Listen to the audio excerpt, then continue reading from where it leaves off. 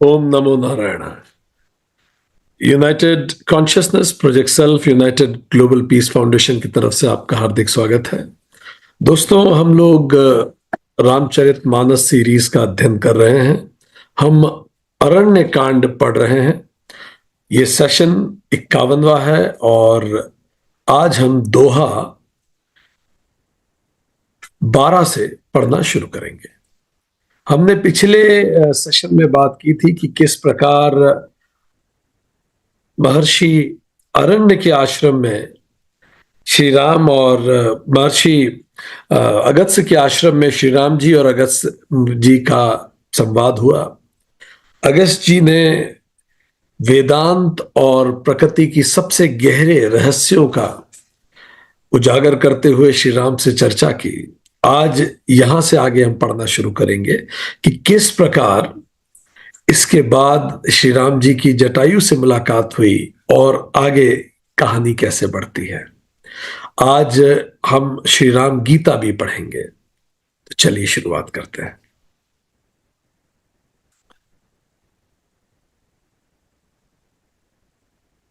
हम जो पढ़ने जा रहे हैं वो भगवान श्री राम का दंडकारण्य वन की ओर उनकी जो यात्रा है उसको आज हम पढ़ेंगे। शुरू करते हैं। है प्रभु परम मनोहर ठाऊ, पावन पंचवटी तेहि नाउ। दंडक बन पुनीत प्रभु करहु, उग्र साप मुनि बर कर हरहु। अगस्त्य ऋषि ने कहा कि एक परम मनोहर और पवित्र स्थान है, तो उसका नाम पंचवटी है। और आप दंडकारण्य जो वन है जहां पंचवटी है वहां पधारिए। और वहीं गौतम ऋषि का भी आश्रम रहा है और गौतम ऋषि ने माता अहिल्या को जो श्राप दिया था वो भी घटना भी वहीं उसी वन की है। तो जाइए और उस वन को आप पवित्र कीजिए। आगे बास करहु तह रघुकुल राया, कीजे सकल मुनि पर दाया। चले राम मुनि आय सुपाई, तुरत ही पंचवटी नेराई। और राम जी उस तरफ चले मुनि जी की आज्ञा पाकर और जल्दी ही पंचवटी पहुंच गए। गीत राज सौ भेंट भई, बहु विधि प्रीति बढ़ाई। गोदावरी निकट प्रभु रहे, परन ग्रह छाई। वहां जटायु जी से, गीधराज जटायु जी से वहां मुलाकात हुई और उनसे चर्चा हुई। और उसके बाद गोदावरी नदी के किनारे भगवान पर्णकुटी बनाकर रहने लगे। वाल्मीकि रामायण के 14वें सर्ग में किस प्रकार की चर्चा हुई जटायु जी और राम जी की, उसका उल्लेख आता है। तो जटायु जी अपना परिचय कैसे देते हैं, वो पूरी अपनी लीनेज बताते हैं श्री राम जी को। वो कहते हैं कि ब्रह्मा जी के जो 17 प्रजापति हुए, जो उनके पुत्र हैं, कर्दम विकृत शेष संचय बहुपुत्र, स्थाणु मरीचि अत्रि कृत उपपुलत्स्य अंगिरा प्रचेता पुलह दक्ष विवस्वान और अरिष्ट नेमी और कश्यप। जो कश्यप प्रजापति थे उनसे शादी हुई प्रजापति दक्ष की 8 कन्याओं की। प्रजापति दक्ष जो थे उनकी 60 कन्याएं थी, उसमें से 8 कन्याओं की शादी प्रजापति कश्यप से हुई। और वो कन्याएं थी अदिति, दीति, दनु, कालमा, ताम्रा, क्रोधवशा, मनु और अनला। अब ये जो 8 कन्याओं की शादी हुई कश्यप ऋषि से, उनमें से अदिति और कश्यप ऋषि के जो संतानें हैं वो 33 देवता हैं, जिसमें 12 आदित्य, 8 वसु, 11 रुद्र और 2 अश्विनी कुमार हैं। ये कौन बता रहे हैं? जटायु अपना परिचय दे रहे हैं राम जी को। वो परिचय कहां से शुरू किया उन्होंने? सीधे ब्रह्मा से। लुक एट द लीनेज, वो कितनी लंबी लीनेज बता रहे हैं पूरी। ठीक, अपना नाम बताने से पहले वो सारी कथा बता रहे हैं मैं कौन हूं। तो अदिति और कश्यप के 33 देवता उनके बच्चे हैं, 12 आदित्य, 8 वसु, 11 रुद्र और 2 अश्विनी कुमार। दीति से जो बच्चे हुए उन्हें दैत्य कहा जाता है। तो धरती, वन, समुद्र सब दैत्यों के अधीन था। देवता आकाश में और धरती वन समुद्र सब दैत्यों के पास था। तो इस तरह से दैत्य और कई बार देवासुर संग्राम होते रहते थे। आगे बढ़, दनु, जो दनु थी तीसरी पत्नी जो थी कश्यप जी की, उनसे अश्वग्रीव का जन्म हुआ। जो कालका थी उससे नरक और कालक नाम के प्राणियों का जन्म हुआ। जो ताम्रा थी उनसे 5 बेटियां पैदा हुई। उनका नाम था क्रौंची, भासी, शैनी, धृतराष्ट्री और शुकी। क्रौंची उल्लुओं की मां बनी। भासी से पक्षी शुरू हुए, भास पक्षी एंड ऑल। शैनी से गिद्ध, बाज ये सब पैदा हुए। धृतराष्ट्री से हंस और अलग अलग पक्षी इस प्रकार के। शुकी से नता उनकी बेटी हुई और नता की बेटी थी विनता। क्रोधवशा जो उनकी अगली पत्नी थी, छठी पत्नी क्रोधवशा, इससे 10 पुत्रियां हुई कश्यप ऋषि को। मृगी जिनकी संतानें मृग हैं, मृगमंदा जिनकी संतानें दूसरे प्रकार के जीव जंतु हैं, हरि जिनकी संतानें सिंह, वानर, लंगूर हैं, भद्रमदा जिसकी संतानें इरावती हाथी, इरावती है और इरावती की संतान है इरावत हाथी, मातंगी जिसकी संतान हाथी है, शार्दुली जिसके संतान व्याघ्र है, श्वेता जिसकी संतान दिग्गज है, सुरभि जिसकी संतान रोहिणी है और रोहिणी की संतान गाय है। सुरभि की एक और बेटी है जिसका नाम है यशस्विनी और उनकी संतानें सारे घोड़े हैं। फिर सुरसा अगली बेटी है, उसकी संतान नाग है और कद्रु की संतान 1000 नाग उनसे भी पैदा हुए। फिर मनु से जब शादी हुई, जो 7वीं पत्नी है, उनसे मनुष्य और क्षत्रिय, ब्राह्मण, वैश्य और शूद्र पैदा हुए। और जो यूनिवर्सल विराट स्वरूप है उसके मस्तक से ब्राह्मण और बाजुओं से क्षत्रिय और उदर से वैश्य और पैरों से शूद्र पैदा हुए। अनला सभी फल फूल वाले वृक्ष इनसे पैदा हुए।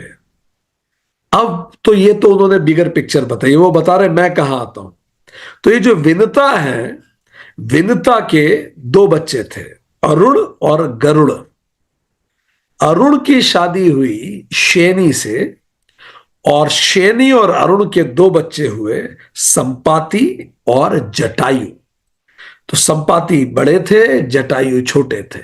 तो जटायु बता रहे मैं ब्रह्मा के जो दक्ष प्रजापति थे, ब्रह्मा पुत्र, उनकी 60 कन्याओं में से जिन 8 कन्याओं की शादी कश्यप प्रजापति से हुई, उन कश्यप प्रजापति में उनकी जो पत्नी थी जिसका नाम ताम्रा था, ताम्रा की जो 5 बेटियों में से एक शुकी थी, शुकी की बेटी नता थी, नता की बेटी विनता थी, विनता के बेटे अरुण थे, अरुण के बेटा हूं मैं, संपाति बड़े भाई और मैं छोटा जटायु। इतनी डिटेल में उन्होंने बताया, अपनी पूरी लीनेज बताई। कितने लोगों को अपनी कितनी पीढ़ियां याद है। जटायु बताते हैं कि उस जमाने में परिचय कैसे दिया जाता था अपना, इतनी पीढ़ियां उन्होंने बताई। और रामचंद्र जी का ये वचन सुनकर कि पिताजी नहीं रहे, दशरथ जी के बारे में भी रामचंद्र जी ने सब बताया, तो जटायु बड़े दुखित हुए। बोले मैं तुम्हारे पिता का बहुत अच्छा मित्र हूं और अब तुम यहां आ गए हो।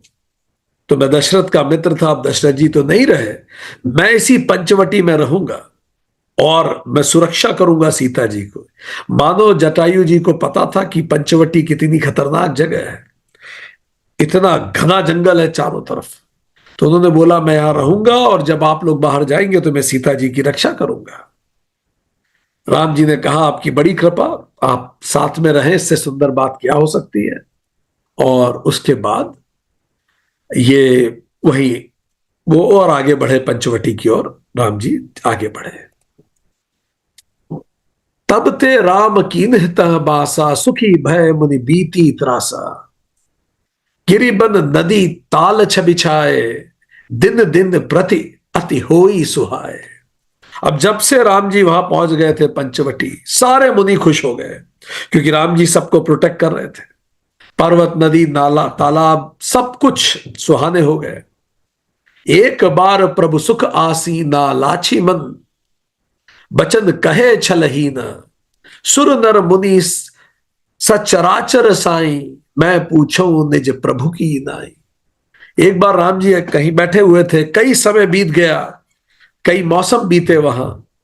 तो एक बार राम जी बिल्कुल शांति से बैठे हुए थे, तो लक्ष्मण जी ने आके कहा, हे प्रभु, आपको इस चर अराचर का स्वामी समझकर मैं आपसे पूछता हूं, ईश्वर जीव भेद प्रभु सकल कहो समुझाई।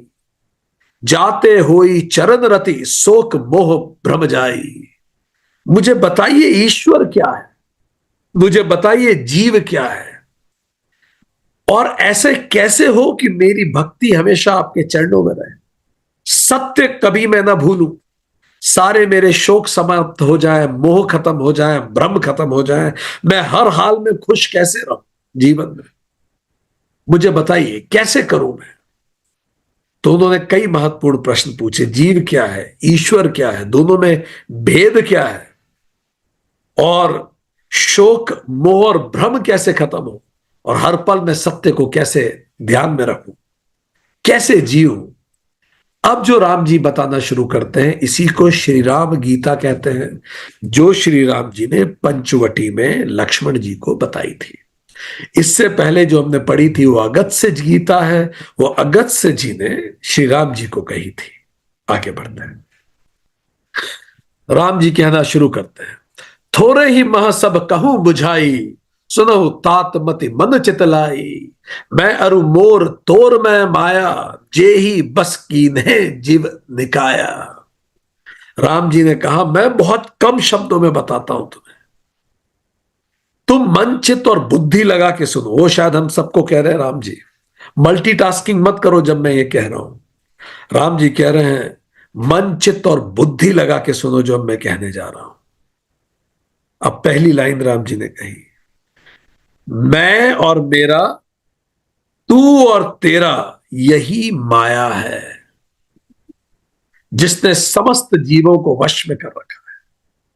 वो जो त्रिपुंड है शिव जी की, पहली लाइन मैं, दूसरी लाइन जो मेरा नहीं है, और तीसरी लाइन जो मेरा है, ये तीनों भस्म हो जाएंगे। त्रिपुंड हमें याद दिलाता है कि जो तीन जीवन के संघर्ष हैं, मैं, मी वर्सेस अदर्स, दूसरी लाइन बताती है मी वर्सेस नेचर, एंड तीसरी लाइन बताती है मी वर्सेस विद इन। ये सारे संघर्ष एक दिन राख में मिल जाएंगे। तुम भी राख होने वाले हो, तुम्हारा जो है वो भी राख हो जाएगा, और जो तुम्हारा नहीं है वो भी राख हो जाएगा, और कौन से दिन ये होगा ये कोई नहीं जानता। इसीलिए ये बातें मैं, मेरा, तू, तेरा, इस पे इतना ज्यादा तनाव लेना, जीवन में दुख के बीज बोना है। सब चले गए, बड़े बड़े महल अब खंडहर हो गए। जिस मकान पे हम नाम लिखते हैं, कल कोई दूसरा लिखेगा। कौन याद रखता है, हम हमारे दादाजी को, परदादा जी को कितना ही याद कर लेते हैं, जो हमें याद किया जाएगा।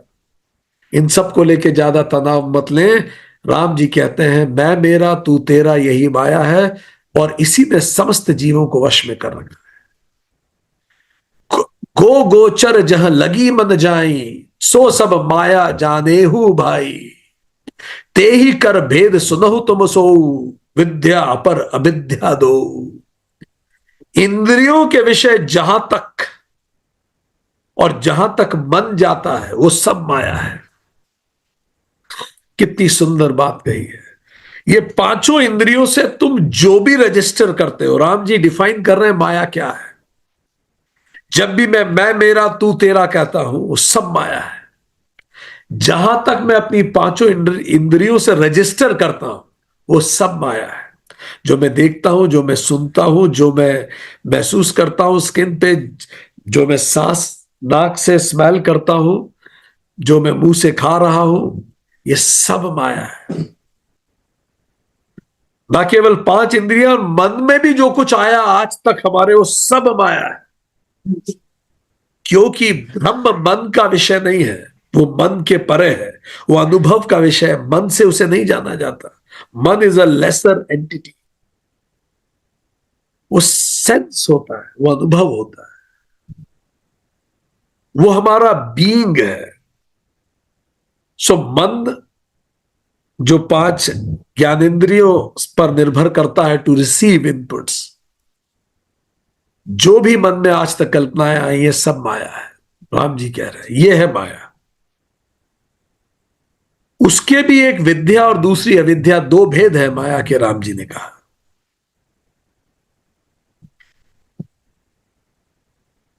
एक दुष्ट अतिशय दुख रूपा, जा बस जीव पराभव कूपा। एक रचई जग गुण बस जाके, प्रभु पेर प्रेरित नहीं निज बल ताके। अब माया के दो भेद हैं, राम जी बता रहे हैं। एक अविद्या है जो दोष युक्त है, दुख रूप है, जिसके वश में होकर जीव संसार रूपी कुएं में पड़ा हुआ है। अविद्या जो जो मिथ्या है उसको वास्तविकता मानना। तो जब हम उससे बहुत ज्यादा अटैच हो जाते हैं तो एक दिन तो इसको सबको खत्म होना है। जिस दिन खत्म होंगी, कोई भी चीज समाप्त होगी, उस दिन हमें दुख होगा। क्योंकि जैसे भगवान बुद्ध कह के गए, सभी संगठित पदार्थ क्षयशील, परिश्रम के साथ चेष्टा करो। हर चीज जो आपके पास है वो हर पल खत्म हो रही है। हर संगठित पदार्थ क्षय होता जा रहा है, हमें और हमारे आसपास की हर चीज। Everything comes with an expiry tag. Weathering is happening every place, all the time, every moment. तो अविद्या दोषयुक्त है और इसीलिए हम इससे बहुत अटैच होते हैं, इसलिए दुख होता है और इसीलिए संसार में हम इतना परेशान रहते हैं। दूसरी माया का भेद क्या है? विद्या, जिसके वश में गुण है, जो जगत की रचना करती है। अगस्त्य ऋषि ने इसके बारे में डिटेल में बताया है, तीनों गुणों से कैसे जगत की रचना होती है। वह प्रभु से ही प्रेरित होती है। जो विद्या है उसका अपना बल कुछ नहीं है। तो माया जो है वो प्रभु से ही निकलती है। सो अब माया दोनों बातें हैं, माया विद्या भी है और माया विद्या भी। जो इस माया को जानकर इसको साधन बनाए सेल्फ रियलाइजेशन का, उसके लिए यही माया विद्या है। जो इस माया में फंस जाए उसके लिए यही माया अविद्या है। सो यही जगत है। कई लोग इस जगत को एक स्कूल की तरह एक्सपेरिमेंट बनाते हैं, हर चीज से सीखते हैं और अपने आप को एलिवेट करते हैं। तो उनके लिए यही माया विद्या बन जाती है। कई लोग इसी जगत में इतने ज्यादा एंगेज हो जाते हैं, क्रोध में रहते हैं, षट रिपु में घिरे रहते हैं, तो उनके लिए यही माया अविद्या बन जाती है। तो हम हमारे एक्सपेरिमेंट को लाइफ से एलिवेट हो रहे हैं या डिटोरिएट हो रहे हैं, यही बताती है कि हम विद्या की तरफ है माया के या अविद्या की तरफ है। थोड़ा सा और समझते हैं। हमने जैसे पिछली बार, अब आप अपनी कंप्यूटर की स्क्रीन पे देख सकते हैं, अब हमने जैसे पिछली बार बताया था, ब्रह्म ने माया से शुरुआत की इस पूरे जगत की। माया एक परीक्षा है। अविद्या का मार्ग फेल हो जाता है, विद्या का मार्ग इस परीक्षा में पास होने का मार्ग है। ये हम पहले पढ़ चुके हैं। वो क्या कह रहे हैं राम जी इसमें? मैं अरु मोर तोर तय माया, जह बस कीन जीव निकाया। ये माया की परिभाषा है। गो गोचर जह लगी मन जाई, तो सब माया जाने हो भाई। पांचों इंद्रियां और मन जितना सोच सकता है, जितना रिसीव करता है, वो सब माया है। और मेरा तेरा ये सब माया है, क्योंकि ये सब राख का कोई रंग नहीं होता।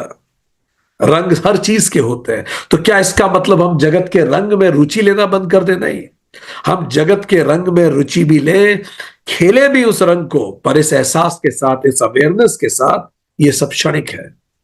जब हम उसको क्षणिक मान के खेलते हैं तो इस खेल और सुंदर हो जाता है। क्योंकि जिसको कल जाना है वो किससे क्यों नाराज हो, जिसको कल ही चला जाना है वो किस चीज का अहंकार रखे।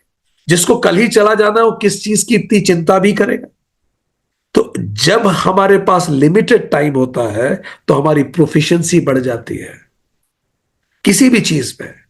तो हम जब लिमिटेड अवेयरनेस के साथ इस चीज को करते हैं तब हमारी समझ अनलिमिटेड हो जाती है। तो अब वो क्या कह रहे हैं, ते ही कर भेद सुनहु तुम सोजू, विद्या अपर अविद्या दोजू। और इसके दो भेद हैं, दो रास्ते हैं इस माया रूपी परीक्षा के लिए।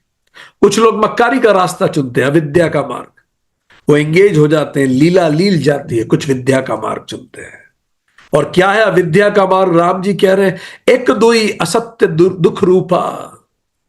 उस असत्य का मार्ग है, दुख का मार्ग है। जा बस जीव भरा भवकूपा, जिसमें जाके जीव भवसागर में फंस जाता है। भवसागर मतलब मन की दुनिया।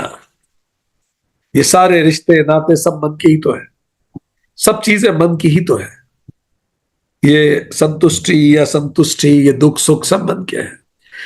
एक और उसमें क्या कहते हैं राम जी अगली लाइन में, जैसे हमने देखा कि जो रास्ता है विद्या का प्रभु प्रेरित है, वो प्रभु प्रेरित है। नहीं निज बल ताके, माया का स्वयं का कोई बल नहीं है। और ये जो तीनों गुणों से जो बना हुआ है, अगर आप विद्या का मार्ग लेते हैं तो ये विरक्ति और निवृत्ति का मार्ग है। राम जी आगे बताएंगे, ज्ञान मान जह एकहु नाही, देख ब्रह्म समान सब माही। कही तात सो परम विरागी, तृण सम सिद्धि तनि गुण त्यागी। अब राम जी एक एक करके बहुत इंपॉर्टेंट चीजों को डिफाइन कर रहे हैं। ज्ञान क्या है या ज्ञानी कौन है, ये चीज दुनिया भर के उन लोगों को पढ़नी चाहिए जो कहते हैं भारतीय शास्त्र जाति प्रथा को बढ़ावा देते हैं। राम जी कह रहे हैं ज्ञानी कौन है? ज्ञान मान जहो एकहु नाही, देख ब्रह्म समान सब माही। जो सब में आत्मा को देखता है और सबको आत्मा में देखता है, बस वही ज्ञानी है।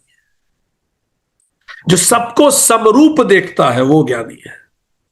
अगर वो किसी को कमतर किसी को बेहतर देखता है तो अज्ञानी है। क्योंकि ये जो कमतर बेहतर है ये सब तो लेबल है, आत्मा कमतर बेहतर थोड़ी होती है। तो जब सबको सब में वो व्यक्ति उसी परमात्मा को देखता है, बस वही ज्ञानी है। समान, देखिए, देख ब्रह्म समान सब माही। तो कोई व्यक्ति कितना ज्ञानी है, ये अमेरिका को भी पढ़ना चाहिए, दुनिया भर के देशों को पढ़ना चाहिए। जो हम कहते हैं LGBTQ, जेंडर डिवाइड, सारे डिवाइड्स के परे भारतीय शास्त्र कहते हैं ज्ञानी वही है जो सबको एक नजर से देखता हो, जो सब में ब्रह्म देखता हो। कही तात सो परम विरागी, तृण सम सिद्धि तनि गुण त्यागी। जो सिद्धियों, वो कह रहे हैं तात और परम वैराग्यवान कौन है? जो सारी सिद्धियों और तीनों गुणों को तिनके के समान छोड़ दे। ये जो हमारा रजगुण है, जाके खूब कमाएं। त्याग का मतलब ये नहीं है जाना बंद कर दें। त्याग का मतलब है नौकरी पे पहुंचे, अपने कर्तव्यों को कर्तव्य बोध से करें और जो भी उसका इंप्रिंट हो उसको झटक दें। जो कार्य है वो करने आए हैं, वो काम एग्जीक्यूट करें। और जो सतगुण में भी उसका सर पे उसका सदगुण ना चढ़ जाए कि मैं बहुत महान, मैंने बड़े तीर मार दिए, सदगुण उसके सर पे ना चढ़े, रजगुण उसको लील ना ले और तमगुण उसमें इतना इनर्शिया ना डाल दे कि वो कुछ कर ही ना पाए, मुंह भी ना करे। जो तीनों गुणों को तिनके की तरह छोड़ दे, गुणातीत हो जा, भगवान कहते हैं अर्जुन को, तो तीनों गुणों के परे हो जा। क्योंकि गुणा गुणेषु वर्तन्ते, ये गुण अपने आप कार्य करते रहते हैं और मैं इस गुणों से परे हूं। तो मैं देखूं मेरे अंदर कभी रजगुण हावी होता है तो मेरा मन करता है गुस्से में किसी को कुछ बोल दूं, कभी तमगुण हावी होता है तो मेरा मन करता है किसी को हार्म कर दूं या आलस्य में पड़ा रहूं, या सद्गुण हावी होता है तो कई बार मुझे यह भी लगता है कि मैं लोगों का हित करूं पर मैं उसके लिए खुद को महान समझूं। सो ये सब चीजें लिमिटेशंस है। तो कहते हैं कि परम वैराग्यवान कौन है? क्योंकि सिद्धियां सिद्ध होने के मार्ग की सबसे बड़ी बाधक है। जो सिद्धियों और इन गुणों को तिनके के समान त्याग चुका हो, जो गुणातीत हो चुका हो। माया ईस न आपू कह जान कही सो जीव, बंद मोक्ष प्रद सर्व पर माया प्रेरक सीव। जो माया को, ईश्वर को और अपने स्वरूप को नहीं जानता वो जीव है। कितनी स्ट्रांग बात कही है। देखिए, जीव की परिभाषा है, जीव कौन है? जो इन तीन को न जाने वो जीव है। पहला, जो माया को न देख सकता हो, वो एंगेज हो जाए, जब वो जाता है वो भूल जाता है कि ये सब क्षणिक है। आज से 100 साल बाद हम सब कहानी होंगे। आज से 100 साल बाद हम सब के बारे में कुछ लोग बात कर रहे होंगे और बाकी सब हमें भूल चुके होंगे, पर फिर भी हम अपने आप को इतना महत्व देके जीते हैं। जो इस माया को जाने, जो ईश्वर को जानता हो कि यह संपूर्ण सृष्टि ही ईश्वर का मैनिफेस्टेशन है, और जो अपने स्वरूप को जानता हो वो बेहतर है। पर अगर जो इन तीनों को न जानता हो वही जीव है। जीव जो खुद को न जानता हो वो जीव है, क्योंकि जैसे वो खुद को जान गया तो ईश्वर हो जाएगा। जो खुद को न जाने, ईश्वर को न जाने और माया को न जाने, बस वो जीव है। ये राम जी ने कहा। और जो बंधन और मोक्ष देने वाला, सबसे परे और माया का प्रेरक है, वो ईश्वर है। ईश्वर जो इस पूरी यूनिवर्सल इंटेलिजेंस ही तो ईश्वर है। ये जो पूरी सृष्टि बनी है, ये जो पूरा स्ट्रक्चर चल रहा है, जिससे लोग बंधे हुए हैं और जिससे लोग जिस संसार से लोग बंधे हुए हैं और जिस संसार से लोग मुक्त हो रहे हैं, ये संसार ही तो ईश्वर है। और इस सब का प्रेरक कौन है? ईश्वर ही इस सब का प्रेरक है। तो वो है ईश्वर जो बंधन भी है, मोक्ष भी देता है, बंधन भी देता है। आप उसको जैसा भजेंगे वो आपको वो देगा। कृष्ण गीता में कहते हैं, मुझे जो जैसा भजता है। मुझे कई लोग केवल एग्जाम के लिए पूछते हैं तो मैं उनको परीक्षा के लिए बेहतर नंबर दे देता हूं। मुझे कुछ लोग टेंडर के लिए बचते हैं, मुझे कुछ लोग बच्चों के करियर के लिए बचते हैं, मुझे कुछ लोग किसी की सेहत के लिए बचते हैं। तो जो मुझे जैसा बचता है उसकी यात्रा उतनी ही है, मैं उसको उतना ही दे देता हूं। पर जो मुझे सर्वश्रेष्ठ उद्देश्य से बचता है, तो जो मुझे बंधनों के लिए बचता है, मैं उसे बंधन दे देता हूं। मेरी उससे शादी हो जाए तथास्तु।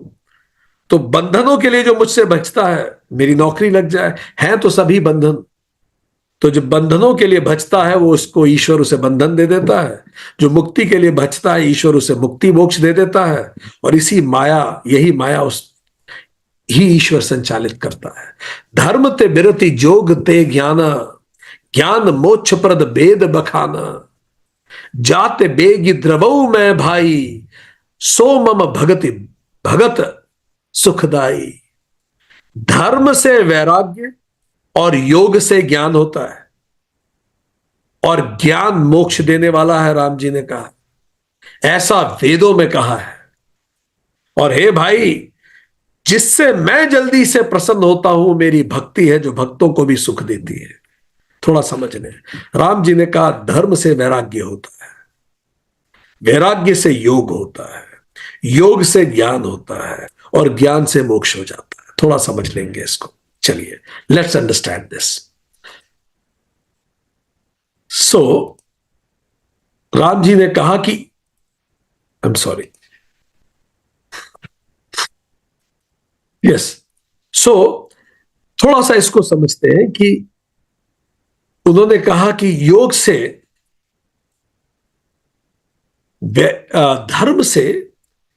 धर्म से वैराग्य होता है। और इसका एक मॉडल के फॉर्मेट में इसको समझने का प्रयास करते हैं, so that it will gain us more clarity.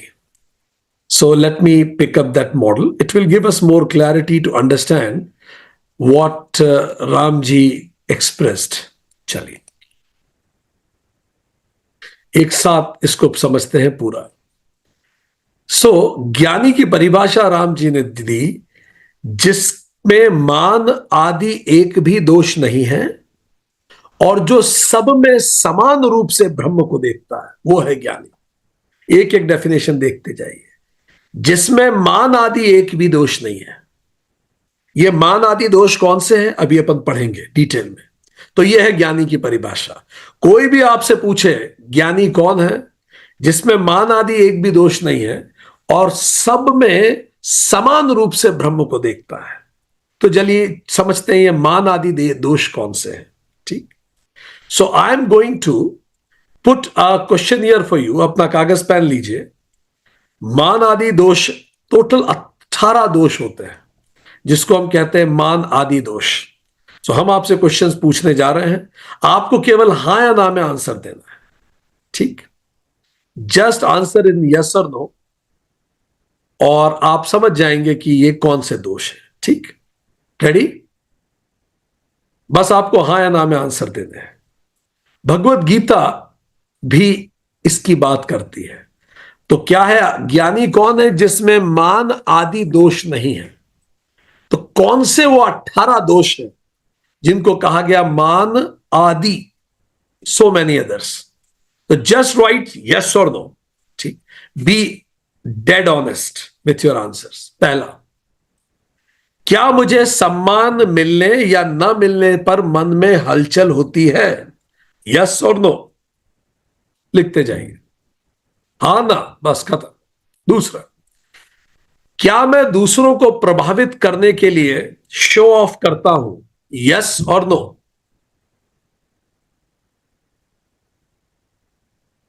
तीसरा, क्या मेरे व्यवहार में कठोरता, हिंसा या कटु भाषा आ जाती है? यस और नो। ये हमने थोड़ा कठिन बना दिया है क्योंकि इसमें हमने बीच की रेंज नहीं रखी है। Yes no straight. अगर आ जाती है तो यस है। ठीक। चौथा क्वेश्चन, क्या मेरे भीतर किसी को क्षमा करने में कठिनाई होती है? Do I find it difficult to forgive people? Yes और नो। नेक्स्ट क्वेश्चन, पांचवा, क्या मैं अपने व्यवहार में क्रूकेडनेस या टेढ़ापन, कपट या दोहरी नीति रखता हूं? कि मेरे लिए कुछ और कई बार नीति होती है, किसी और के लिए कुछ और नीति। छठा, क्या मैं गुरु, मार्गदर्शक या शिक्षकों की सेवा समर्पण को उचित महत्व देता हूं? Yes know keep writing. सातवां, क्या मेरे विचार, वाणी और कर्म में पवित्रता की कमी रहती है?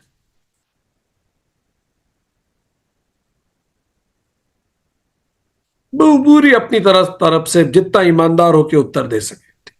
आठवां क्वेश्चन, यस और नो में आंसर देते रहिए बस। ठीक।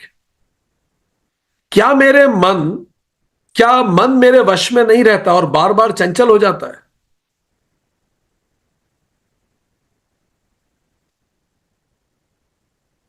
नाइन्थ क्वेश्चन, क्या मैं अपने मन की इच्छाओं और कल्पनाओं को रोक नहीं पाता?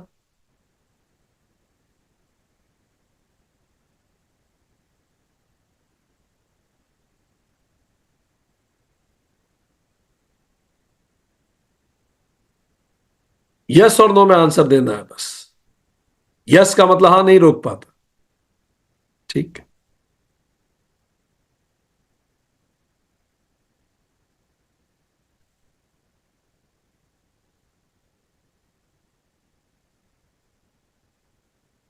अगला,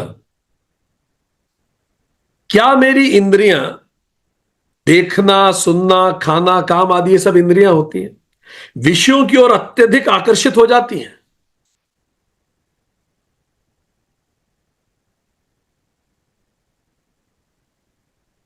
ठीक। 11वां, क्या मुझे अपने विचारों, गुणों और उपलब्धियों पर अहंकार आ जाता है?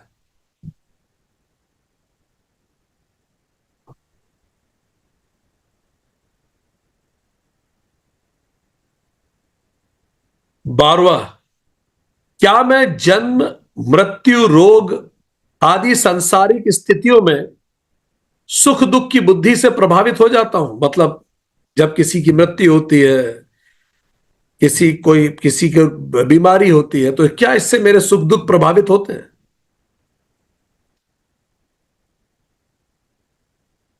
13वां, क्या स्त्री, पुत्र, पुत्री, धन आदि संबंधों में ममता और अत्यधिक आसक्ति रहती है मेरी? रिश्ते नातों में मेरी आसक्ति रहती है? 14वां, क्या शुभ मिलने पर बहुत खुश होता हूं मैं और कुछ अनिष्ट हो जाने पे मुझे दुख होता है?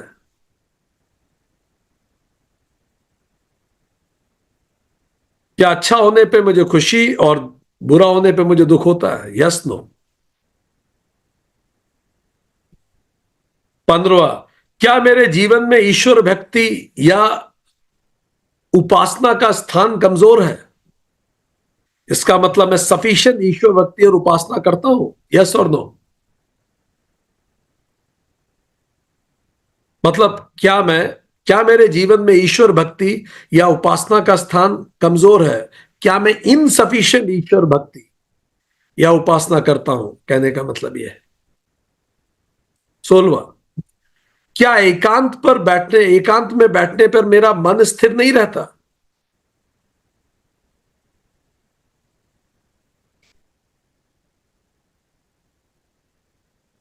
सत्रहवां, क्या मुझे विषय विलास, मनोरंजन, भोग और इंद्रिय सुख की चाह रहती है?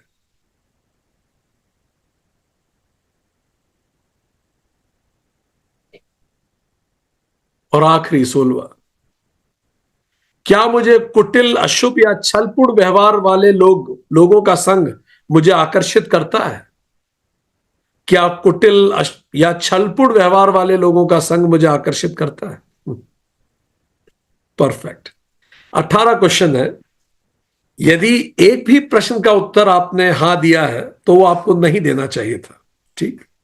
All these questions need to be answered as no. ठीक।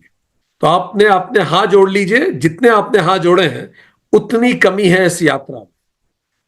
ठीक है, तो आप अपने हाथ जोड़ लीजिए, जितने आपने हाथ जोड़े हैं वो माइनस है। ठीक है, परफेक्ट। जो भी आपका स्कोर है, तो ज्ञानी की परिभाषा में आपका परसेंटेज आपके सामने है। ठीक, मान लीजिए कि आपके हाँ हैं 9 हाँ हैं, तो आपके ना हुए 50%। ठीक, तो आपकी ज्ञानी की परिभाषा में आप 50% फिट हो रहे हैं। So it's like this. ये 18 मान आदि, जो उसको कहा गया पिछले उसमें कि मान आदि, जो पिछले दोहे में राम जी ने कहा था, तो उनका तात्पर्य इन 18 चीजों से था। ये जो मान आदि चीजें, ये विचारणीय है, इन पे लगातार विचार किया जाना चाहिए। ठीक, चलिए देखिए वो लिख रहे हैं जिसमें मान आदि एक भी दोष नहीं है। तो हमने देखा कौन से दोषों की बात कर रहे हैं। ठीक, आगे देखते हैं। वैराग्यवान कौन है? जो सारी सिद्धियों को और 3 गुणों को तिनके के समान त्याग चुका हो। जीव कौन है? जो माया को, ईश्वर को और अपने स्वयं के स्वरूप को न जानता हो, वही जीव है। ईश्वर कौन है? जो कर्मानुसार बंधन और मोक्ष देने वाला, सबके परे और माया का प्रेरक है। मोक्ष का पथ क्या है? धर्म के आचरण से, साधना करने से वैराग्य आता है। जब आप धर्म आचरण करेंगे, खुद से परे सोचेंगे, दुनिया के लिए कुछ सोचेंगे, तो आपकी सोच विकसित होना चालू होगी। इससे चीजों के प्रति वैराग्य स्वतः आएगा। धर्म का जब हम पालन करते हैं तो मन में वैराग्य स्वतः उत्पन्न होता है। हम डिटैच होते हैं, स्वार्थ से हम परे होना शुरू, डिटैचमेंट आता है। जब वैराग्य होता है, जब चीजों से हम डिटैच होते हैं, तो मन शांत, योग स्थित होता है, समाधि हो पाती है। और जब हमारा मन स्टिल होता है, तब हम ज्ञान को प्राप्त कर पाते हैं। और जब हम ज्ञान को प्राप्त करते हैं तो हमें मोक्ष मिलता है। Who said? राम। धर्म ते विरति जोग ते ज्ञाना ज्ञान मोक्ष प्रद वेद बखाना, राम जी ने कहा यह है मोक्ष पथ। पर अगर आपको फास्ट चलना है जेंजी, सो तीव्र मोक्ष पथ भी बताया, एक्सप्रेस वे, इजी पास। भक्ति से मैं शीघ्र ही प्रकट होता हूं और वो भक्तों को भी सुख देने वाली है। जानत बेगी द्वंद्व में भाई, सो मम भगति भगत सुखदाई। तो एक एक लाइनर डेफिनेशन राम जी ने हर चीज की दी, और ये वो पूरे 18 पॉइंटर्स थे जिनको अभी हमने आपसे पूछा। उन्हीं पे क्वेश्चन ईयर बना है। मान, दंभ, हिंसा, अक्षमा भाव, टेढ़ापन, आचार्य सेवा का अभाव, अपवित्रता, अस्थिरता, मन का निग्रह न होना, इंद्रियों के विषयों में आसक्ति, अहंकार, जन्म मृत्यु जरा व्याधि में जगत में सुख बुद्धि, स्त्री पुरुष धन आदि में आसक्ति और ममता, इष्ट और अनिष्ट के प्रति हर्ष और शोक, भक्ति का अभाव, मन का एकांत में न लगना, और विषय विलास और कुटिल मुद्राओं से संगम और प्रेम। तो हमने ये सारे क्वेश्चन सभी देखे जो हमने आपको बताए थे। चलिए आगे चलते हैं, लेट्स गो फर्दर। सो सुतंत्र अवलंबन आना, ते ही आधीन ज्ञान विज्ञाना, भगति तात अनुपम सुख मूला, मिलई जो संत होई अनुकूला। राम जी ने कहा वो भक्ति स्वतंत्र है, उसे ज्ञान विज्ञान आदि किसी दूसरे सहारे की अपेक्षा नहीं है। ज्ञान और विज्ञान तो उस भक्ति के अधीन है। हे तात, भक्ति अनुपम और सुख की मूल है, और वो तभी मिलती है जब संत प्रसन्न होते हैं, अनुकूल होते हैं। राम जी ने बताया कि भक्ति स्वतंत्र है, भक्ति ही आधार है कर्म योग, उपासना योग और ज्ञान योग का। वो स्वतंत्र है, वो फाउंडेशन है। बिना भक्ति ना कर्म हो सकता है, बिना डेडिकेशन एंड डिवोशन ना तो कर्म होते हैं अच्छे, ना उपासना आप कर सकते हैं, ना आप ज्ञान प्राप्त कर सकते हैं। ठीक, इसीलिए भक्ति को किसी सहारे की जरूरत नहीं है, वो तो फाउंडेशन है। Devotion to in whatever you do, dedication in whatever you do is the minimum basic thing. आप कुछ भी बड़ा करना चाहें जीवन में, फाउंडेशन तो डेडिकेशन है। तो dedication doesn't depend on anything, everything depends on dedication. Ram ji said without dedication nothing can form. भक्ति स्वतंत्र है, devotion is must. Devotion to something higher, some higher moral principles, some higher purpose of life, some higher principles in life. ज्ञान और विज्ञान सब उसके अधीन है। अभी राम जी ज्ञान और विज्ञान को भी परिभाषित करेंगे आगे, अपन उसको भी पढ़ेंगे। ये सब कुछ उसके अधीन है, सब चीजों का आधार भक्ति है, और भक्ति ही सुख का मूल है, और तभी मिलती है जब संत अनुकूल होते हैं। भक्ति के लिए बहुत इंपॉर्टेंट है कि आपका सत्संग अच्छा हो, राम जी ने कहा। आगे बढ़ते हैं। भगति की साधन कहूं बखानी, सुगम पंथ मोहि पावहि प्राणी, प्रथम ही विप्र चरण अति प्रीति, निज निज कर्म निरति श्रुत रीति। अब मैं भक्ति को विस्तार से कहता हूं, राम जी ने कहा। उन्होंने कहा फास्ट ट्रैक रास्ता तो भक्ति है, इफ यू वांट फास्ट वो भक्ति। पर भक्ति तभी आती है जब ज्ञान चरम होता है। ज्ञान परिपक्व होने पर भक्ति अपने आप उत्पन्न हो जाती है। ज्ञान का फल है परम भक्ति, आदि शंकराचार्य कहते हैं। कोई गैप नहीं है, क्योंकि कई लोगों को सांसारिक विषय डोपामिन देते हैं, पर जो वास्तव में ज्ञानी है उसको ये भक्ति का मार्ग भी डोपामिन देता है, सेम डोपामिन। सो जिसको, क्योंकि एवरीबडी वांट्स डोपामिन हाइक, आप किस सोर्स से ले रहे हैं वो वेरी कर, दैट डिफाइंस आप अविद्या से ले रहे हैं कि विद्या से ले रहे हैं। क्योंकि डोपामिन तो सबको चाहिए होता है। कोई क्लास अटेंड करके उसको डोपामिन महसूस होता है, किसी को डिस्को में जाके डोपामिन महसूस होता है, किसी को ड्रग्स लेके महसूस होता है। So it's all about dopamine in life. Fine. So वो ये कह रहे हैं कि अब मैं विस्तार से बताता हूं इसको पूरा। ये सरल मार्ग है, और इस मार्ग पर चलने पर लोग तुरंत मुझे पा जाते हैं। तो क्या करना है? पहले तो ब्राह्मणों के चरणों में अत्यंत प्रीति हो। यहां ब्राह्मण जाति सूचक नहीं है, इसका मतलब जो ब्रह्म को जानते हैं उनके चरणों में प्रीति हो, और वेद की रीति के अनुसार आप अपने वर्णाश्रम में लगे रहे। ये दो बातें इन्होंने करी, अपन सारी एक साथ समराइज देखेंगे। एही कर फल पुनि विषय विरागा, तत् मम धर्म उपज अनुरागा, श्रवणादिक नव भक्ति दृदाही, मम लीला रति अति मन माही। फिर इसका फल विषयों से वैराग्य, वैराग्य होने पर धर्म में प्रेम उत्पन्न होगा और श्रवण आदि 9 प्रकार की भक्तियां दृढ़ होंगी। मन में मेरी लीलाओं के प्रति अत्यंत प्रेम होगा। पहले हम इन सबको पढ़ते हैं, फिर हम एक साथ समझाएंगे। फाइन, इसको समझते, गौर से सुनते जाइए ताकि जब हम समझाएं इट विल बी इजी। संत चरण, राम जी बता रहे हैं भक्ति के प्रिंसिपल्स, कैसे भक्ति करनी है। संत चरण पंकज अति प्रेम, मन क्रम वचन भजन दृढ़ नेम। गुरु पितु मातु बंधु पति देवा, सब मोही कह जाने दृढ़ सेवा। जिनका संत के चरण कमलों में प्रेम हो, मन वचन कर्म से भजन का दृढ़ नियम हो, मुझे ही गुरु माता पिता भाई पति देवता सब कुछ जाने और सेवा में दृढ़ होके लगे रहे। मम गुण गावत पुलक शरीरा, गद गद गिरा नयन न बहनीरा। काम आदि मद दंभ न जाके, तात निरंतर बस में ताके। मेरा गुण गाते समय जिसका शरीर पुलकित हो जाए, वाणी गदगद हो जाए और नेत्रों से अश्रु बहने लगे, काम मद दम आदि जिसमें ना हो, मैं सदा उसके वश में रहता हूं। वचन कर्म मन मोरी गति, प्रभु करहि निकाम। तिन्हीं के हृदय कमल महु, करो सदा विश्राम।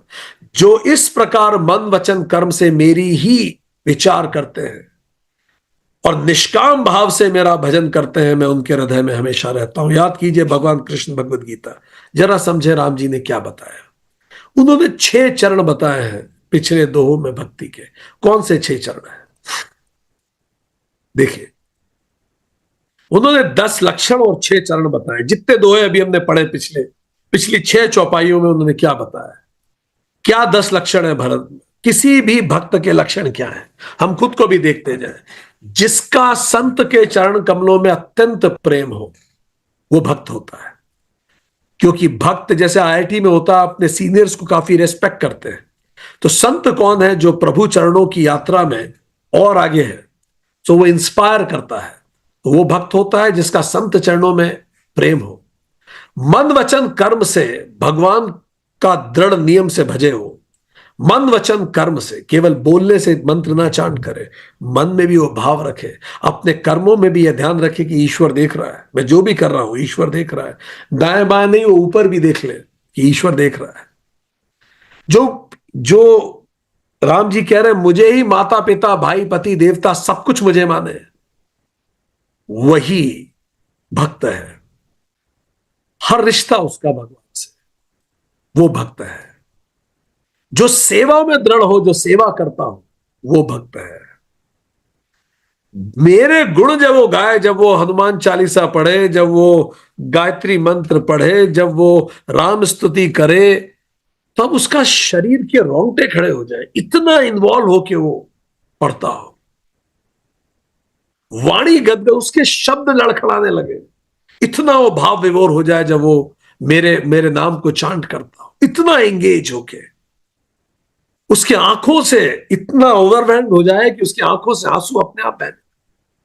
और ऐसा होता है लोगों के साथ, they get so involved in it, as if Ram स्वयं उनमें आ गए उस पल। काम मद दंभ आदि जिसमें ना हो, जिनमें शट रिपु ना हो, वो भक्त है। जिसमें कोई अहंकार नहीं, जिसको कर्म वचन और मन से मेरी ही गति चाहिए हो, जो मन वचन कर्म से मेरी ओर ही देखता हो, मेरी ही गति चाहता है, जो निष्काम रूप से मेरा भजन करता हो, मुझसे उसे कुछ चाहिए नहीं, रियलाइज करने के लिए वो करता हो, वो है भक्त। कुछ मांगने के लिए सब ना करता हो, रियलाइजेशन के लिए करता हो, वो है भक्त। निष्काम होके करे। तो ये तो 10 लक्षण बताए पिछले दोहों में, 6 चरण बताए भक्ति के। राम जी ने कहा मैं उसके हृदय में विश्राम करता हूं। कौन से 6 चरण है? पहला, साधु सत्संग। ब्राह्मणों के चरणों में अत्यंत प्रीति रखिए। जो भी ब्रह्म को जानता हो, उन्हें घर बुलाइए, उनसे बात कीजिए, उनसे समय लीजिए, उनकी सेवा कीजिए, उनके कनेक्ट में रहिए। दूसरा, सत्कर्म। केवल यही करने से सब कुछ नहीं हो जाए। जो छत के नीचे आपके साथ रहते हैं उनके प्रति अच्छा व्यवहार करें, अपने पड़ोसियों के प्रति अच्छा व्यवहार करें, अपने कलीग के प्रति, अपने सबॉर्डिनेट के प्रति, अपने आसपास हर व्यक्ति के प्रति सत्कर्म कीजिए। वेद की रीति के अनुसार अपने वर्णाश्रम के कर्मों में लगे रहिए। इसका क्या मतलब है? वर्णाश्रम के कर्म का मतलब है जब गृहस्थ आश्रम हो तो गृहस्थ जैसा व्यवहार करें और गृहस्थ आश्रम खत्म होते ही झटक के आगे बढ़े, क्योंकि ये समय है, आगे बढ़ना है। इससे क्या होगा? एक तो हम गृहस्थ आश्रम में ज्यादा मेहनत करेंगे, कुछ समय में तो हाथ झटक के आगे बढ़ना ही, और चूंकि हाथ झटकना ही है तो अगला स्टेप होता है, उसी को कहते हैं वैराग्य।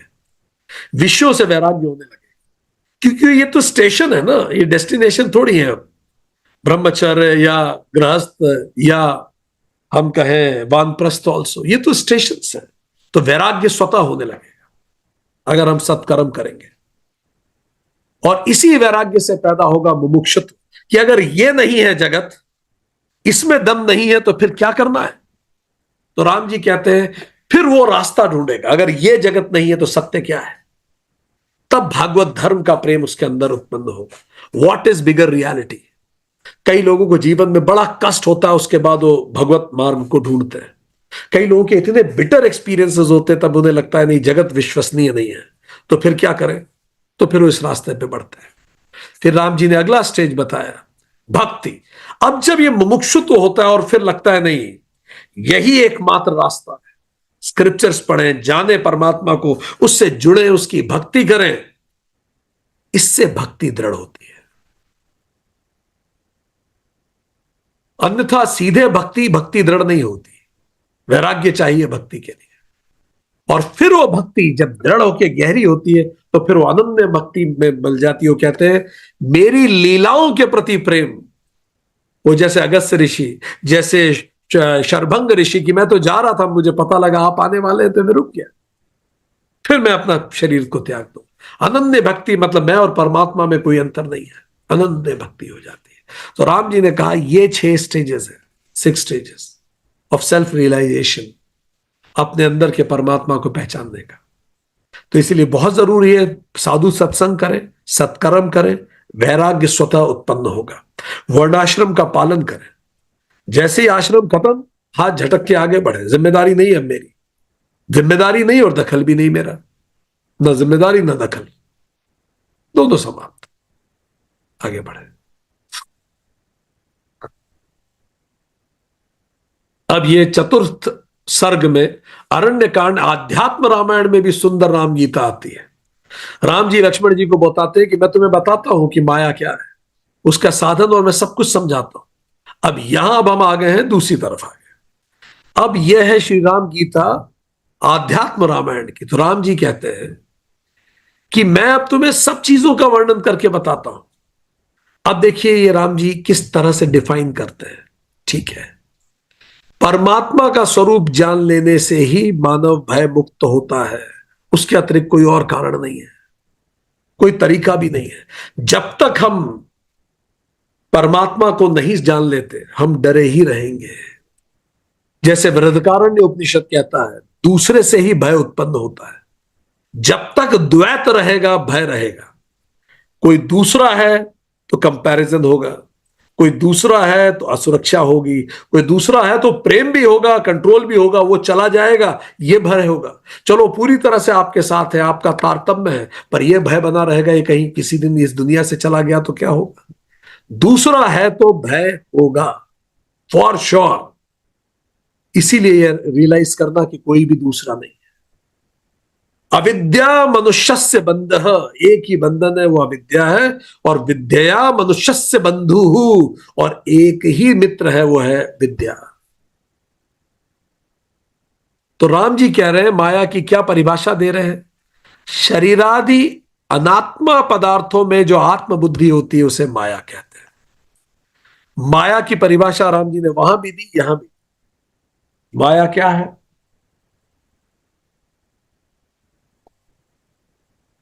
तो राम जी ने वहां भी यही बात कही, पांचों इंद्रियों से और मन से जो कुछ आप देखते हैं सब माया है। शरीर और अनात्मा पदार्थों में जब मन लगता है उसी को माया कहते, उसको फोकस करना माया है। उसी के द्वारा ये पूरा संसार की कल्पना हुई है। राम जी ने कहा ये सारी कल्पना उसी के द्वारा हुई है। और अब राम जी बताते हैं इस माया की दो ताकत है। ये पूरे मंत्र यहां लेफ्ट में चल रहे हैं, ठीक। वो बताते हैं कि इसकी दो दो ताकतें, विक्षेप और आवरण, इस माया की दो शक्ति है। अब इसको थोड़ा सा और समझते हैं। शास्त्रों में उल्लेख आता है विद्या मनुष्य का विशिष्ट रूप से एक गुप्त धन है जो सुख, यश और भोग प्रदान करती है। ये गुरुओं की गुरु है। कितनी प्यारी बात इन्होंने कही, विद्या गुरुणाम गुरु। विद्या गुरुओं की भी गुरु है। परम गुरु कौन है? विद्या है। विद्या बंधुजनों विदेश गमने विद्या परादेव था।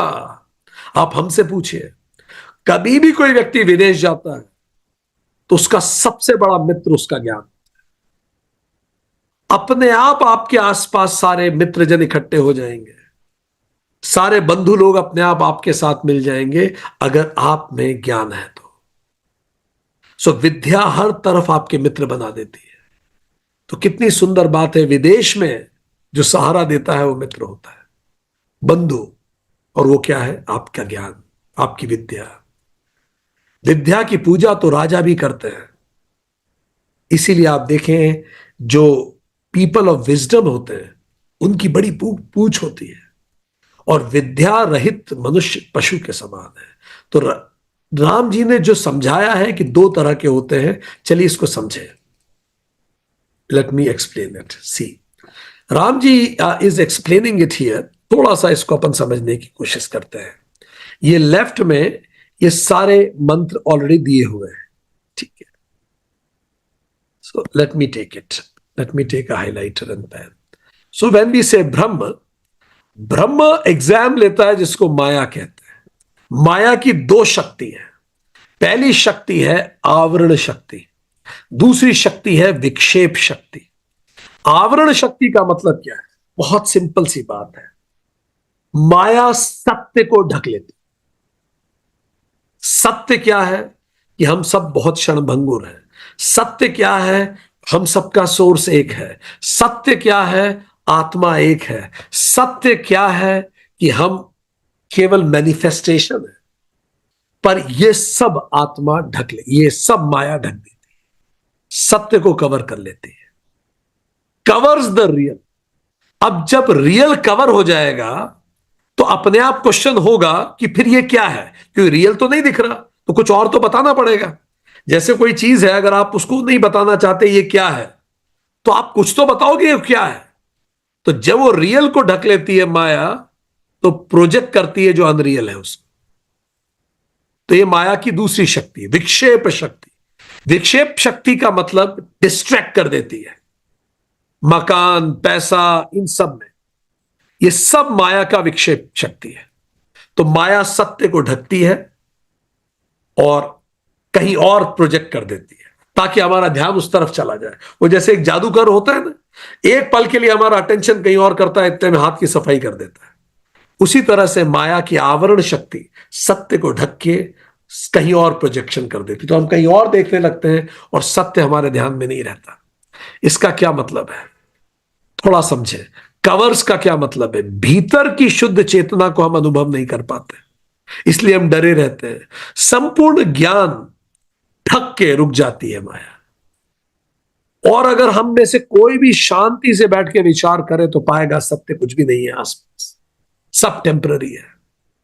हम सब किसी दिन एक एल्बम का एक हिस्सा बनने के लिए आए हैं। हम सब एक एल्बम में चले जाएंगे।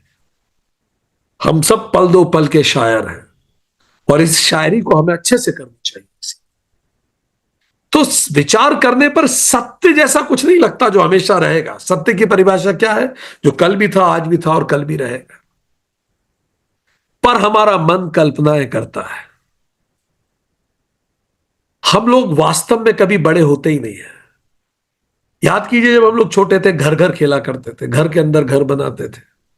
और घर घर में आज भी अगर आप अपने बच्चों को खेलते हुए देखें तो एक कहानी चुनते हैं वो, और उस कहानी के अनुसार जीना चालू करते हैं। वो कहानी उनके यहां होती है, उसी को इमेजिन करते हैं। बस अब उन घर को आज हम फ्लैट कहने लगे, पर हम जी उन्हीं कहानियों को ही रहे। एक कहानी बनाते हैं, उस कहानी में किरदार बनाते हैं, रिश्ते नाते बनाते हैं, और फिर उस रिश्ते नाते के साथ सुख दुख की कल्पनाएं करते हैं। हमारा मन खुद कल्पना करके सुख बनाता है, कल्पना करके दुख बनाता है। क्यों कल्पना करके सुख बनाता है और कल्पना करके दुख बनाता है? हमें हमेशा संभावना होती है उसी परिस्थिति में सुखी रहने की भी और उसी में दुखी रहने की भी। बस ये होता है कि हम किस चीज पे ज्यादा फोकस करने लगते हैं। अगर हम इसी परिस्थिति में उन चीजों पे फोकस करना लगे जो ठीक नहीं चल रही है, हमारी कल्पना के अनुसार नहीं है, तो हम दुखी रहेंगे। महातत्व से लेकर ब्रह्मा पर्यंत संपूर्ण संसार, स्थूल भेद और सूक्ष्म, जो कुछ हमने पढ़ा था अगस्त्य गीता में, वो सब कुछ कल्पना है मन की। मनुष्य जो कुछ हमेशा सुनते, देखते और स्मरण करते हैं, वह सभी स्वप्न और मनोरथों के समान असत्य है। राम जी कहते हैं कि जैसे सपने होते हैं, आंख खुलते ही टूट जाते हैं, इसी तरह से एक दिन ये जगत भी टूटेगा आंख बंद करते ही। ये सब बहुत टेम्पररी है। थोड़ा सा और समझते हैं इसको आगे। माया भ्रम की तरफ ले जाती है, ब्रह्म से भ्रम की तरफ ले जाती है। राम जी आगे बताते हैं, ऐसा क्यों हमने कहा, अभी हमने क्या कहा, ये सब कुछ जगत हमारी कल्पना है। वाई डिड आई से दिस? क्यों ऐसा है कि हम मन से ही सुख और दुख बनाते हैं, हम अनरियल को प्रोजेक्ट करते हैं। थोड़ा समझे, मॉडर्न साइकोलॉजी कहती है इसको डिफेंस मैकेनिज्म कहती है। इसको मन का डिफेंस मैकेनिज्म का मतलब मन का वह मानसिक तरीका जिसके द्वारा व्यक्ति अपने तनाव, अपने डर, अपने अपराध बोध, अपने दुख और अपने आप को असुरक्षा से बचाता है। हर व्यक्ति अपने आप को साइकोलॉजिकली डिफेंस करना चाहता है, खुद को डिफेंड करे। कैसे करता है? तो प्रोजेक्शन का यूज करता है वो खुद को डिफेंड करने के। प्रोजेक्शन का मतलब अपनी ही भावनाएं, डर और कमजोरियों को दूसरों पर डाल देता है, और व्यक्ति अपनी कमी स्वीकार करने की पीड़ा से बच जाता है। जैसे कोई व्यक्ति बहुत गुस्सैल है तो क्या कहेगा? ऐसा नहीं बोलेगा मेरा खुद पे जीरो कंट्रोल है, मैं इस लायक ही नहीं हूं कि खुद को कंट्रोल कर सकूं। वो क्या कहेगा? वो लोग बदतमीज है, वो लोग मेरे अनुसार नहीं जीते, वो लोग शिष्ट नहीं है, वो ये नहीं है, वो ट्रैफिक अच्छे नहीं। वो दूसरों पे वो अपनी कमियों को प्रोजेक्ट कर देगा ताकि खुद की कमी पे नहीं सोचना पड़े। तो गुस्सैल व्यक्ति क्या करेगा? गुस्सैल व्यक्ति दूसरों पे गुस्सा करेगा और उसका कारण दूसरों को ही बताएगा, क्योंकि अगर खुद को कारण बता दे तो मुश्किल हो जाएगी। तो उसका डिफेंस मैकेनिज्म अपनी कमियों को दूसरों पर डाल देता है। खुद गुस्सा करता है और कहेगा लोग गुस्सा दिलाते हैं, दूसरे लोग गुस्सैल है। जिसके अंदर खूब ईर्ष्या होती है वो कहेगा वो मुझसे जेलस है। खुद गलती करके कई बार हम दूसरे को बताते हैं कि गलती उसकी है, क्योंकि अगर मैं मान लूं कि गलती मेरी है तो फिर तो मुझे अपराध बोध हो जाएगा, मेरा आत्मसम्मान खत्म हो जाएगा, मेरी असुरक्षा बढ़ जाएगी। अगर मैं डिक्लेयर कर दूं मैं एक निहायत ही कमजोर विल पावर का व्यक्ति हूं, मेरा बिहेवियर मेरे कंट्रोल के पूरे बाहर है, इसीलिए मैं गुस्सा करता हूं और मैं एक नंबर का कमजोर विल पावर का व्यक्ति हूं, जाके मैं ऑफिस में घोषणा कर दूं, इसीलिए मैं गुस्सा करता हूं। इतनी हिम्मत किसी में नहीं होती। तो फिर क्या कहेंगे? लोग ढंग से काम नहीं करते, लोग ये नहीं करते, लोग वो नहीं करते, और इसलिए मैं गुस्सा करता हूं, मैंने दूसरों पे प्रोजेक्ट कर दिया, इससे मैं बच गया। Self defence, defence mechanism. Projection protects the ego from internal conflict. नहीं तो इंटरनल कॉन्फ्लिक्ट हो जाएगी कि अच्छा तो फिर तो मुझे कुछ करना पड़ेगा उसके लिए। तो क्या करता है मन? दर्दनाक भावनाओं को बाहर फेंक देता है, दूसरों पे आरोपित कर देता है। इसीलिए दुनिया वैसी होती है जैसा हमारा मन होता है। हम कल्पना करते हैं दुनिया की, इसी को प्रोजेक्शन कहते हैं। अगर मैं खुद को गलत मानूंगा तो दर्द होगा, मैं दूसरों को गलत मानूंगा तो मुझे कुछ नहीं करना। जो व्यक्ति असुरक्षित है वो अक्सर कहेगा लोग मेरा मजाक उड़ाते। असल में उसके अंदर डर है और वो डर सहन नहीं कर पा रहा, इसलिए दूसरों पर डाल देता। आप डरपो, आपके अंदर कोई इंफ्योरिटी है तो आपको लगेगा दुनिया आपको डोमिनेट कर रही है। कितने घरों में देखा है जहां कई कई घरों में ऐसा देखने में भी आता है, कई रिसर्चेस कि हस्बैंड वाइफ है, अगर उनमें से कई बार अगर husband is earning less for long period of time और अगर वो उसके कारण नहीं होना चाहिए पर कोई इंफीरियरिटी फील करता है, तो उसको वाइफ की हर बात ऐसी लगेगी कि वो मुझे नीचा दिखाने की कोशिश है, मुझे नीचा दिखाने की कोशिश है, जबकि ऐसी कोई कोशिश नहीं हो रही। बट देन उसके अंदर की असुरक्षा और दूसरों पर आरोपित कर, दूसरे मेरे मजाक उड़ा रहे। कोई छात्र अगर तैयारी नहीं करता तो कहता है भाई मार्कशीट अच्छी, ये एग्जाम ढंग से नहीं आई, क्वेश्चन ढंग से, ये नहीं कह रहा मैंने पढ़ाई नहीं की। प्रोजेक्शन। जो व्यक्ति खुद बहुत कॉम्पिटिटिव होता है उसको हमेशा लगता रहता है सब मुझसे कॉम्पीट कर रहे हैं। हम प्रोजेक्ट करते हैं। अगर मुझ में बहुत ईर्ष्या है तो मुझे लगता है दुनिया भी मुझसे ईर्ष्या कर रही है। जो खुद इरिटेटेड है वो उसको लगता है सब मुझ पे इरिटेट हो रहे हैं। आप चिड़चिड़े हैं एक्चुअली, तो आपको लग रहा है सब चिड़चिड़ा रहे हैं। आप खुद चिड़चिड़ा रहे हैं। चश्मे में ही क्रैक है, आपके चश्मा बदलिए। इसीलिए हमारी दुनिया, how many of you can relate with some of the examples which I gave, right? इसीलिए जो हमारी दुनिया है आसपास वो हमारे अंदर का प्रोजेक्शन। आप डरे हुए हैं तो आप अपने बच्चों को बताओगे दुनिया में किसी पे भरोसा मत करना। अरे रियली, थिंक अबाउट इट। आगे बढ़ते हैं। अपने डर हम प्रोजेक्ट करते हैं और इसी प्रोजेक्शन में इसको कहते हैं सुपर इंपोजिशन। हम लोग क्या समझ रहे हैं, ऐसा क्यों है कि दुनिया वैसी है जैसा हमारा मन है। दुनिया सबके लिए एक है, पर किसी को ये बहुत सुंदर लगती, किसी को कुरूप, किसी को डरावनी, किसी को मित्रवत, किसी को कठिन, किसी को सरल। कारण super imposition, projection. Super imposition क्या है? जब मन किसी व्यक्ति, वस्तु या स्थिति का वह अर्थ या गुण चढ़ा देता है उस वस्तु पर जो उसमें नहीं होते, उसको सुपर इंपोजिशन कहते हैं।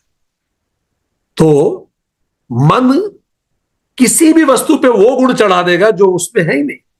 वो गुण चढ़ाने में एक कारण हो सकता है वो अपने मन के गुण चढ़ा दे, कुछ भी हो सकता है। जैसे प्रोजेक्शन, अभी हमने प्रोजेक्शन पढ़ा। मेरे अंदर की जो कमजोरियां हैं, मेरे अंदर के जो डर है, मैं दूसरों पे आरोपित कर दूं, एक ये तरीका है। तो वो व्यक्ति गुस्सैल नहीं है, गुस्सैल आप हो, इसीलिए आपको लग रहा है। वो व्यक्ति बेईमान नहीं है। जब बेईमान व्यक्ति को हर लगेगा कि वो जो बजट बना रहा है व्यक्ति वो खुद बेईमान होगा, क्योंकि ये खुद बेईमान है, इसलिए इसको लगेगा दुनिया बेईमान है। इसको प्रोजेक्शन कहते हैं। सुपर इंपोजिशन कई तरीके का होता है। Projection is a type of super imposition, कि हम किसी व्यक्ति में वो क्वालिटीज देखते हैं जो एक्चुअली उसमें नहीं है। वो मुझ में है इसलिए मुझे उसमें दिख रही।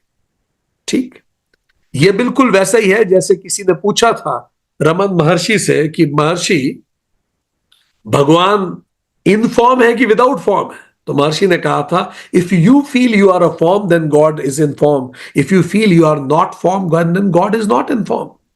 सो what you think of your self you project outside. एक क्लास में एक टीचर आया, सो उसने स्टूडेंट्स को कहा दैट जैसे आप देखते हो वैसी दुनिया बन जाती है। तो स्टूडेंट ने बोला कि आप यहां आए, आप बताइए हम आपको कैसे देखें। तो टीचर ने कहा, अगर तुम मुझे गुरु के रूप में देखते हो तो तुम शिष्य हो जाते हो, तुम पिता के रूप में मुझे देखते हो तो तुम पुत्र हो जाते हो, तुम मित्र के रूप में देखते हो तो तुम मित्र हो जाते हो, तुम भगवान के रूप में देखते हो तुम भक्त हो जाते हो। तो तुम मुझे किस रूप में देखते हो इससे मुझे कोई फर्क नहीं पड़ता, इससे सारा फर्क तुम पे पड़ता है। तुम अपने जीवन को जिस रूप से देखते हो उससे जीवन को कोई फर्क नहीं पड़ता, तुम्हारी मनोदशा पे फर्क पड़ेगा। तुम अपनी कंपनी को किस रूप से देखते हो उससे कंपनी को कोई असर नहीं पड़ना, तुम्हारे डे टू डे की हैप्पीनेस पे फर्क पड़ेगा। तुम अपने स्पाउस को कैसे देखते हो, तुम अपनी नौकरी को कैसे देखते हो, तुम अपने जीवन को कैसे देखते हो, तुम खुद को कैसे देखते हो, इसका सारा असर स्वयं पे पड़ता है, बाकी किसी पे नहीं पड़ता। इसको सुपर इंपोजिशन कहते हैं। How do you see? कई बार उन चीजों को हम इंपोज कर देते हैं जो उसमें नहीं होती। मेरी वीकनेसेस में उसमें देखने,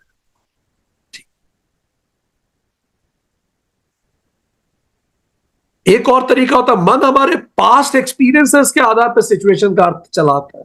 अगर मेरे साथ दो लोगों ने धोखा किया है, एक जेन्युइनली नाइस व्यक्ति भी मुझसे बात करेगा तो मैं सुपर इंपोज क्या करूंगा, हाँ ये इसके मन में कुछ और ही होगा। ये I know people, and when you ask I know people तो कितने लोग, तो कहेगा 2। 8 बिलियन की पॉपुलेशन पे उसका सैंपल साइज है 2।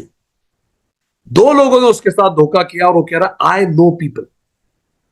कौन सी रिसर्च के आधार पे सैंपल साइज 2/8 बिलियन? तो past experiences. I can't trust people. क्यों? क्योंकि एक एक्सपीरियंस ऐसा हो चुका है। Really they don't want to give new hope to the life itself. Halo effect, किसी का एक गुण देखकर उसके सारे गुण अच्छे मान लेना। ठीक।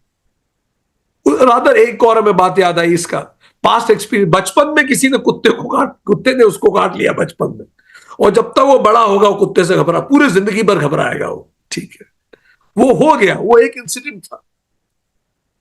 So it doesn't work like this. Hello effect, मतलब एक गुण देख के हम उसको सुपर इंपोज कर देते हैं।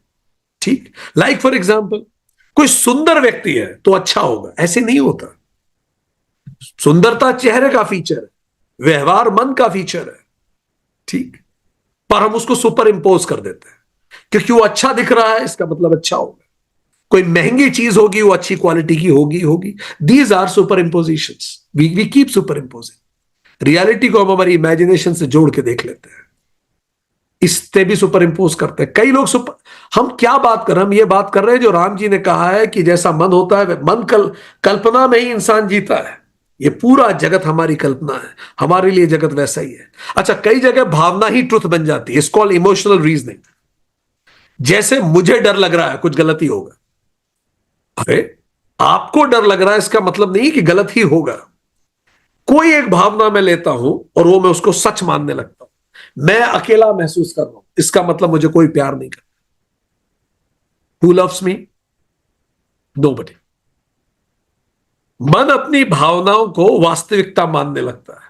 और कई लोग ऐसा भी करते हैं कि उनके पास एक विचार होता है कि मुझे कभी यश नहीं मिला, मुझे कभी कोई चीज बिना मेहनत के नहीं मिली, और सारे अनुभव इकट्ठा कर करके वो अपने उसी विचार को प्रूव करते रहे। Fine, so these are superimpositions. अब ये हम पढ़ क्यों रहे हैं इस क्लास में? क्योंकि यही सुपर इंपोजिशन मन इस शरीर पे भी करता है। आत्मा पर शरीर सुपर इंपोज हो जाता है, तो हम खुद को वो मानते हैं जो हम नहीं है, विक्षेप हो जाता है, और हम खुद को वो नहीं देखते जो हम हैं। जैसे रस्सी को सांप समझ, फेमस वेदांतिक एग्जाम्पल।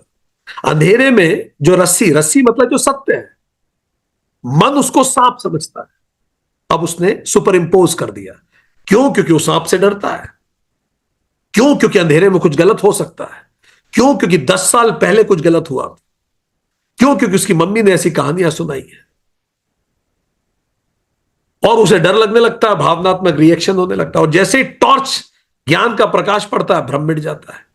इसी तरह से आत्मा को शरीर समझना एक सुपर पोजीशन है। और जैसे हम अपने आसपास की पूरी दुनिया में कल्पनाओं में जीते हैं, इसी प्रकार हम अपने ऊपर भी वो कल्पना थोपते हैं और आत्मा को शरीर मानकर। तो इसी तरह से पूरा संसार चला हुआ है। सांप हमारी कल्पना है, रस्सी सदा सत्य है। सांप को हटाइए, रस्सी स्वतः दिखेगी, दिखना चालू हो जाएगी। This is how it happens. So the same world appears beautiful for somebody, अगली फॉर समबडी। यही माया किसी के लिए मुक्ति का साधन है और किसी के लिए बंधन है। सेम एग्जाम से कोई टॉप करता है, करियर बनाता है, और वही सेम एग्जाम में फेल होकर कई लोग इंफ्यूरिटी में चले जाते हैं। The exam is same. आपकी प्रिपरेशन का लेवल क्या है संसार में? श्री राम गीता में राम जी कहते हैं, ये जितने संबंध तुम्हें आसपास दिख रहे हैं, ये जितनी चीजें दिख रही हैं, इन सब का संबंध तुम्हारे शरीर से है मात्र। तुम्हें जो भी तुम्हारे आसपास है, राम जी कह रहे हैं, केवल शरीर है, शरीर से जुड़े हुए हैं। ये पूरी कहानी, पूरे जीवन की जो पूरी इबारत है, पैदा होना, धीरे धीरे घुटने घुटने चलना, पहले पेरेंट्स की गोदी में रहना, फिर घुटने घुटने चलना, फिर खेलना, ये सब जीवन की जो सारी बातें हैं, फिर दोस्त यार बनाना, फिर शादी कर लेना, फिर भाग दौड़ करना जीवन को आगे बढ़ाने के लिए, फिर एक बच्चा होना, फिर बच्चे दो ही अच्छे होना, फिर धीरे धीरे बुढ़ापा हो जाना, फिर कमजोर हो जाना, और फिर वापसी वापसी हो जाना। ये सारे संबंध जो हमारे आसपास है, ये शरीर के संबंध है, हमारे नहीं है। ऐसे कितने ही ड्रामे हो चुके हैं। इसी शरीर को क्षेत्र, माया, शरीर, पदार्थ, प्रकृति, अनित्य, कई चीजें कहते हैं। तो राम जी कह रहे हैं, शरीर ही संसार रूपी वृक्ष का मूल है। ये जो भी आसपास तुम देख रहे हो, उसका आधार शरीर, शरीर ही इन सब का। तो अब क्या करें? तो राम जी बता रहे हैं कि अब ज्ञान प्राप्ति करने का प्रयास करें। तो ये पूरे जो याद एक दिए हुए श्लोक, इस श्लोक का अर्थ हम अगली स्लाइड में आपको बता रहे हैं कैसे करें ज्ञान प्राप्ति। पर जब हमें समझ में आ गया कि माया ने विक्षेप कर दिया, हम एक कल्पना जगत में जीते रहते हैं, पूरी मैट्रिक्स मूवी इसी विषय पे है। कल्पना एकदम से खत्म हो जाती है, हमारी कल्पना खत्म होती रहती है। तो कैसे ज्ञान प्राप्त करें? तो राम जी ने बोला ये है तरीके ज्ञान प्राप्ति के। पूरे 19 रास्ते उन्होंने बताए। पहला, जीव और परमात्मा में भेद बुद्धि न करना। दूसरा, अभिमान से दूर रहना। तीसरा, दंभ और हिंसा का त्याग करना। चौथा, दूसरों का आक्षेप सहन करना। अगर कोई कुछ कह रहा है तो तितिक्षा भाव रखना अपने अंदर। चौथा, सभी जगह कुटिलता का त्याग, कुटिलता नहीं करना, सिंप्लिसिटी। छठा, मन वचन कर्म की सच्ची भक्ति से सदगुरु की सेवा करना, उससे हम खुद से ऊपर उठ के देख पाते हैं। सातवां, बाह्य और आंतरिक शुद्धि से रहना। आठवां, सत्कर्मों में तत्पर रहना। नवा, मन वाणी और शरीर का संयम करना। 10वां, विषयों में आवृत ना होना। 11वां, अहंकार शून्य होना। खुद पे रिफ्लेक्ट करते जाइए जब हम ये बोल रहे हैं। Just start thinking about yourself. जन्म मृत्यु रोग और जरा आदि के कष्टों पर विचार न करना, ये तो प्रोसेस से निकलेंगे। स्त्री पुरुष धन आदि की आसक्ति या उसमें बहुत ज्यादा स्नेह न करना, क्योंकि ये ट्रांजिशन है। मुझ सर्वात्मा राम की अनन्य बुद्धि में पूरा ध्यान हमेशा सत्य में रखना। जन समुदाय के ऐसे देश में रहना जहां बहुत, ऐसे देश मतलब ऐसी जगह रहना जहां आपके पास थोड़ा सॉलिट्यूड भी हो। संसारी लोगों के प्रति उदासीन रहना, इतनी गॉसिप ना करना। आत्मज्ञान का हमेशा उद्योग करना, लगातार प्रयास करना सेल्फ रियलाइजेशन, और वेदांत के अर्थों पर विचार करना।